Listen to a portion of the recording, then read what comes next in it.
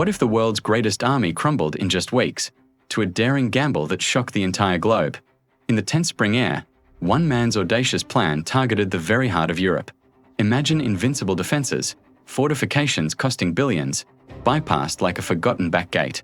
Could pride truly blind a nation to its own doom? This was the year 1940, a pivotal moment in World War II. We are talking about the stunning, the almost unimaginable fall of France, a catastrophe that sealed the fate of millions. On May 10th, Germany unleashes Operation Fallgelb. This is the birth of the devastating Blitz, a lightning war that storms through the neutral countries of Belgium and the Netherlands. But the real genius, the truly terrifying part of the plan, wasn't the main assault. It was the feint. While the world watched the Low Countries burn, German panzers poured through the supposedly impassable Ardennes forest. But why risk the woods? Why gamble on a path everyone thought was a dead end? The French High Command simply laughed it off. They believed tanks couldn't navigate the dense terrain. A tragic, fatal miscalculation. Meanwhile, their mighty Maginot line, a colossal chain of fortresses along the German border, sat idle, a billion-franc joke guarding the wrong door.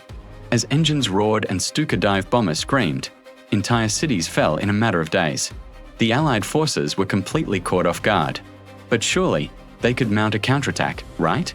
Would the French hold the line? The question hung heavy in the air, but the answer came with the sickening crunch of steel. German panzers, having sliced through the Ardennes, now fanned out, flanking the elite Allied armies in a massive pincer movement. The British Expeditionary Force, which had rushed north into Belgium to meet the main attack, suddenly found itself cut off from behind. Chaos erupted. Dive bombers terrorized retreating columns, their sirens becoming the soundtrack to defeat. Infantry clashed in brutal, desperate firefights. Rivers were said to run red with blood as entire divisions simply evaporated under the onslaught. Suddenly, almost 400,000 men were trapped on the beaches of Dunkirk, their backs to the sea, staring at a desperate evacuation under constant enemy fire. You have to wonder, what if the Luftwaffe had pressed its advantage even harder? By early June, the fight was over. To avoid total destruction, Paris was declared an open city. German troops paraded down the Champs-Élysées, a sight that would have been unthinkable just weeks before. In a moment of bitter, poetic justice, France signed the armistice in the very same railway car where Germany had surrendered in 1918. Was it justice, or just a tragic farce? France, the conqueror of Europe, was now partitioned, with a puppet government set up in Vichy. In just 6 brutal weeks, nearly 100,000 French soldiers were dead, and the Allies were shattered. Could one forest, one single strategic gamble, truly change the course of history?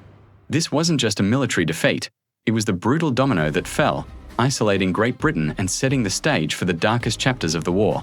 It accelerated the path to unimaginable horrors. What if France had mobilized its tanks sooner? What if they hadn't dismissed the threat from the Ardennes? Epic falls like this serve as a stark reminder: overconfidence can kill empires.